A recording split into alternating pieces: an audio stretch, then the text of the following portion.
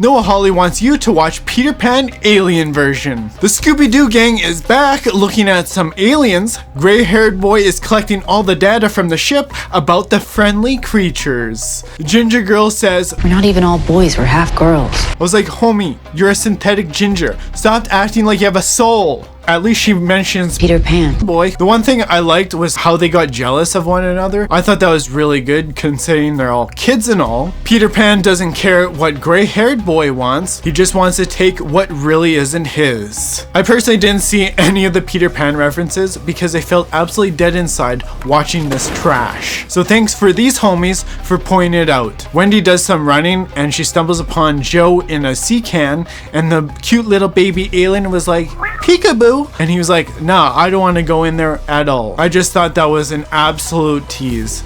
When Wendy pulled out that paper cutter sword or whatever the heck it is, I was like, damn, we might actually get an alien fight. But nope, it was just a stabby stab. The baby alien rocks that sea can furiously, saying, "Nobody makes me bleed my own blood. Nobody!"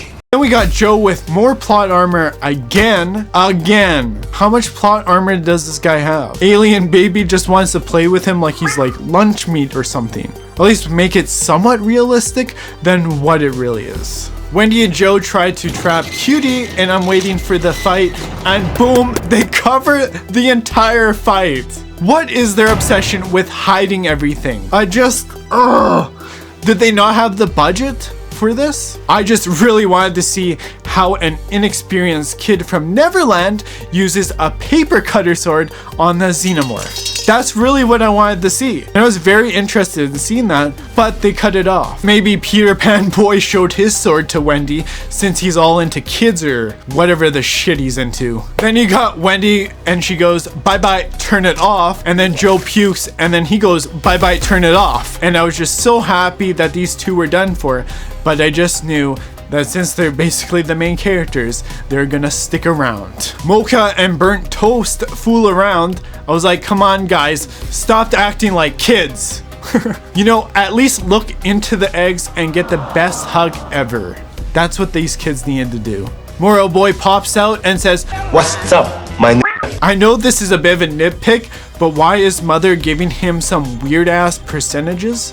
Like 78% and 93%? Why? Is it just to be edgy for the sake of being edgy? Why not say 50%, 75%, 100%? It just seems really odd. Morrow says to Mocha Boy, What is a machine, not a machine?" and you know what? I thought this was a solid line. I thought it was showing depth of his character. Gray-haired boy shows up and says, if you kicked a ball and it landed in your neighbor's yard and then the neighbor just says it's mine, I was like, bro, that's just straight up stealing. That's all you're doing is you're just stealing somebody else's property. What if your ball got lost? How would you feel? You just gonna accept that it's gone forever? The show, I can't believe it. Then Morrow Boy says the best line in the show, "I don't have friends. I got family." You knew from there he was the best character in this show. You know what? He really started to grow on me and he just became so much more interesting.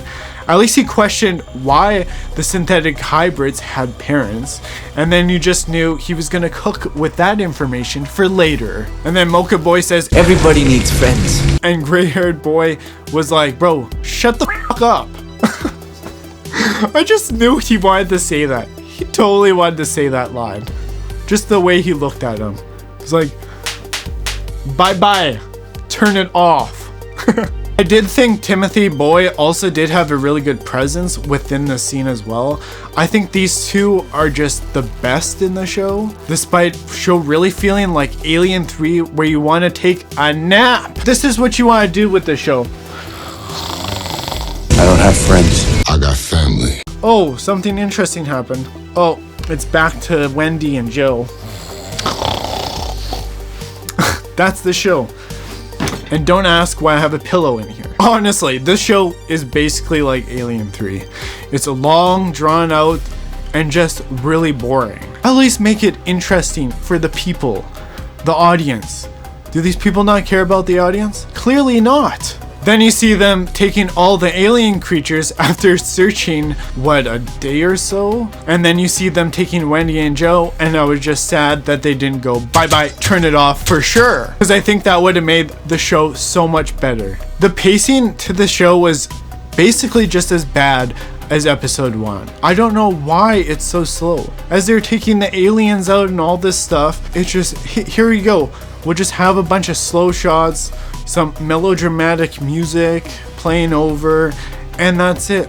I think it lasted like 4 minutes, and I was like, does this serve a purpose at all? You could have cut like at least 2 minutes of that redundant crap. We don't need to see them walking in. It's just slowly walking, and that's the shot. We don't need that. It's just this long, drawn out episode. And I'm just, please, God, help me. Nappy time.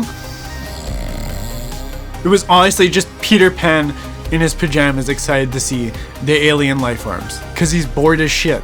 And that's really it.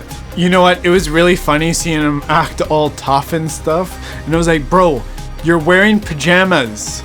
I guess he just doesn't give a shit though. Pajama Boy comes into the lab and they have the eggies out in the open. Does gray-haired boy even care about him? It's almost like he wanted the alien to give Peter Pan the best hug ever, and he's like, no, I decided not to. You just know gray-haired boy is up to no good. He'd be cooking up something. And then it's just some more boring stuff that no one really cares about. When Utani and Morrow spoke, I thought this scene was very good overall. It just shows how many years have gone by and that he really loves these alien babies. And he'll do whatever he can to get them back. At least he's passionate about something, unlike a lot of people. Then we got this masculine chick and I honestly thought she was a dude. Just the way she talked, I was like, is this a dude? I don't know what the hell this thing is. It was just really funny that she wants to be Pajama Boy's favorite. And you just know Peter Pan loves Wendy way too damn much because she was the first one to touch his sword. Plus, he's just so weird talking to these kids and wanting to play with them in such a creepy way. Bro is way too creepy. Is nobody pointing this out in the show? This guy is very creepy, and the way he smiles and stuff, that's not someone I would trust at all. Morrow and Mocha Boy talk, and of course he wants to be friends with him and get an in. That's exactly what he was cooking up, and he knew how to manipulate him very well. And then we got Ginger Girl walking around, and the slowness continues. Why are we boring the audience? I don't care about Ginger. She's got no soul. Just move it along. Wendy finally wakes up to the alien frequency, similar to Alien Resurrection. The synthetics experiment on the cutest alien with the best hugs, and Wendy absolutely loses it. Gray-haired boy takes the embryo out and puts it into Joe's lung so that they can experiment and have a cute baby xenomorph. As I was watching this show, I was trying to figure out, who is this show really made for? Is it Peter Pan obsessed fanatics, Gen Zs who probably don't give a shit about Alien? Or is it for the actual fans like me who really love Alien and just want to bore the shit out of you? I personally think a Marines TV show would have been way better than this. It honestly makes me think, why make Alien Earth? We got Peter Pan on Disney Plus anyway. We don't need it. It's just Peter Pan Alien. Why? I'd probably give this like a 4 out of 10. It does some character development and just it bores the shit out of you. I don't get it. Nappy time. What I figured was they probably just wanted to combine all the films into one TV show, because that's what it's starting to feel like. But I think it started to feel more like Alien 3 than any of the other films. But in all honesty, I think if you like Alien 3, you'll just kind of enjoy the show. And I don't think a lot of people really enjoy Alien 3. In a way, you can pretty well predict how this show will go. By the end of the season, I think they're just gonna tease some other crap, and then they'll make another season of Peter My Pan, the escapades on Epstein Island. You see Wendy right here at the end of the show? This is exactly how I felt watching this. So why not watch more of my fun videos here?